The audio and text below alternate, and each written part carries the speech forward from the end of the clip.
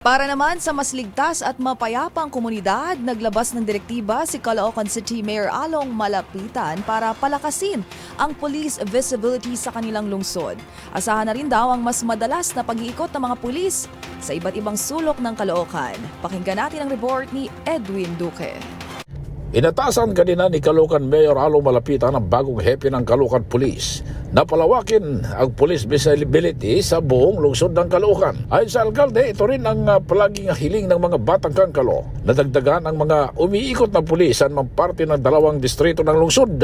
Kinumpirma rin ang alkalde na kaya bumili ito ng mga patrol cars para palaging makapag-ikot ang kapulisan sa kanilang area of responsibility. Anya, anumang estado ng buhay, karapatan ng bawat batang kangkalo na mamuhay sa isang mapayapang komunidad.